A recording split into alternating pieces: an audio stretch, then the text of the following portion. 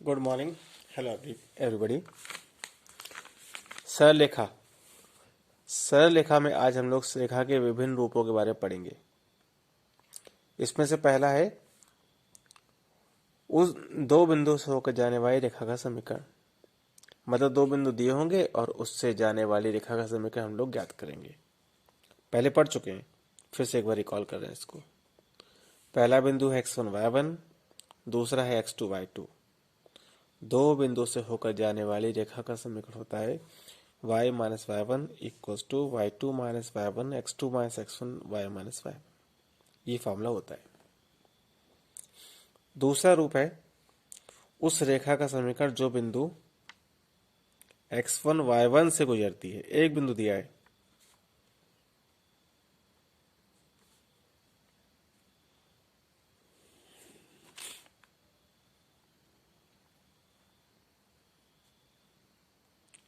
और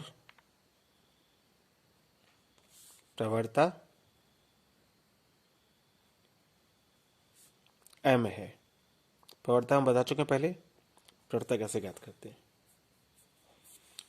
तो अगर x1 y1 से गुजरती है, उसकी प्रवणता m है, तो हम जानते हैं प्रवणता होती है y2 माइनस वाई वन बटे x2 माइनस x1। ये मतलब प्रवृत्ति तो है एक तरह से देखा जाए तो रेखा का समीकरण हो जाएगा y माइनस वाई वन, ये m हो जाएगा। m x minus x one. तो अगर हमको प्रवणता पता है और एक बिंदु मालूम है तो उस रेखा का समीकरण निकाल सकते हैं। जैसे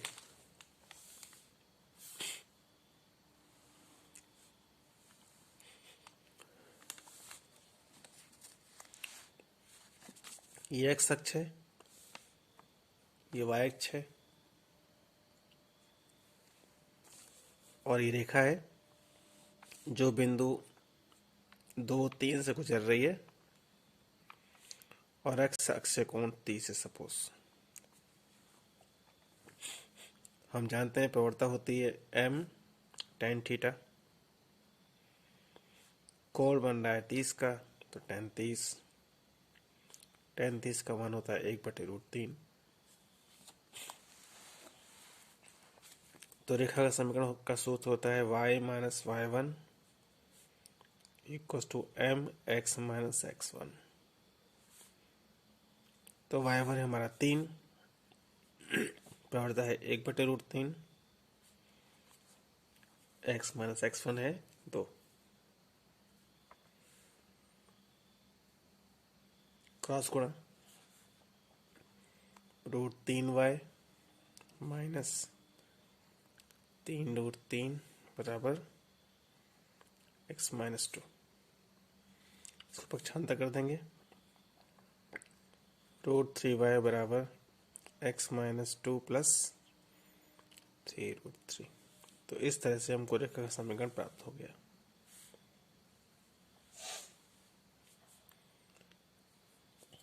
तीसरा है अंतःखंड के रूप में रेखा का समीकरण।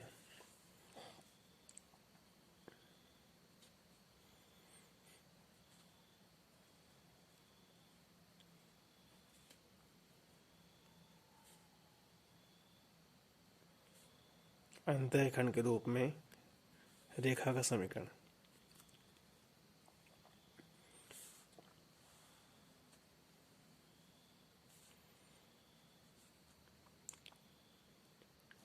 अगर कोई रेखा x अक्ष पे a का अंतःखंड काटती है और y अक्ष पे b का अंतःखंड काटती है, x अक्ष पे a का अंतःखंड और y अक्ष पे b का अंतःखंड, तो इस रेखा का समीकरण होता है x बटे a प्लस y बटे b बराबर 1। जैसे अगर कोई रेखा x अक्ष पे 3 का अंतःखंड काटती है, y अक्ष पे 4 का अंतःखंड काटती है, तो इसका समीकरण हो जाएगा x बटे 3 प्लस y बटे 4 बराबर 1। लघुत्तम लेंगे 12 लघुत्तम 4x प्लस 3y।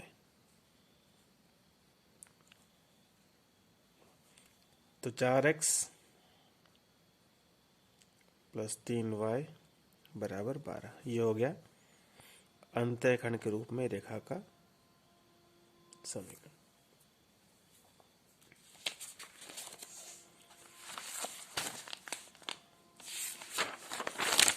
अगला है टॉपिक प्रवणता के रूप में रेखा का समीकरण।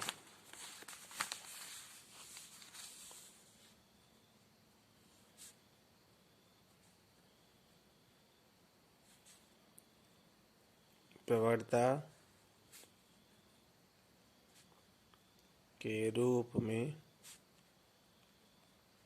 रेखा का समीकरण।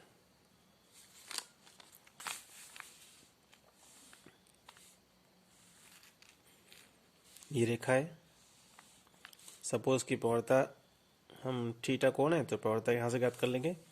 और ये वाई अक्ष पे सपोज सी का अंतरण काटती है, वाई अक्ष पे सी का अंतरण काटती है। अब क्योंकि वाई अक्ष है, सी दूरी है, तो ये हमारा पॉइंट हो जाएगा 0, क्योंकि वाई अक्ष पे एक्स का मान 0 होता है। प्रवणता एम है, एम हमारी प्रवणता हो गई। और पास किससे हो रही है? 0, से पास हो रही है।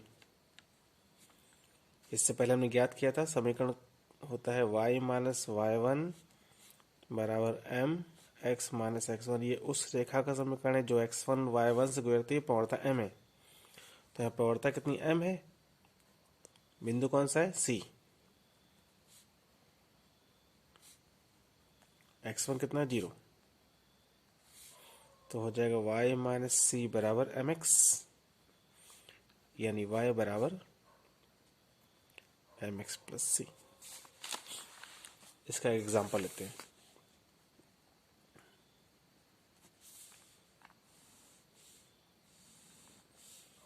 ये रेखा है, सपोज ये कोण हमारा 135 अंश का कोण बन रहा है और यहाँ पे 4 का अंतरण काटती है y अक्ष पे। तो m हो जाएगा tan 135 और tan 135 का मान होता है -1। c का मान दिया 4। सूत्र है y बराबर mx प्लस सी। m का मान -1, c का मान 4। तो y बराबर -x प्लस 4। x को उधर भेज देंगे तो x प्लस वाई बराबर 4। तो ये हो गया प्रवणता के रूप में रेखा का समीकरण।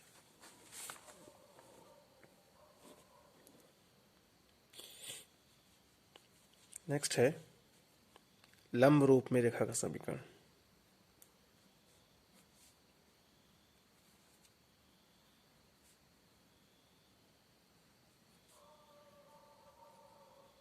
लंब रूप में रेखा का समीकरण। लंब रूप क्या होता है?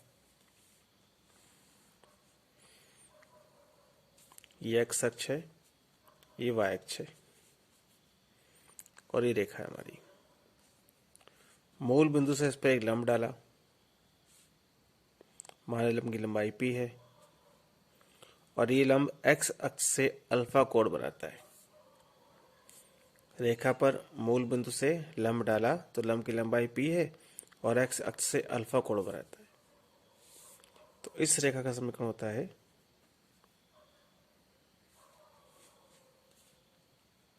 x cos alpha plus y sin alpha बराबर p, जहां p क्या है? मूल बिंदु से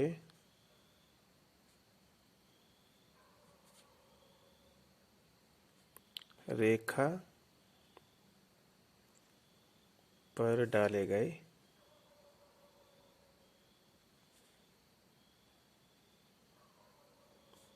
लंब की लंबाई। अल्फा क्या है? लंब का एक्स अक्ष से कोण।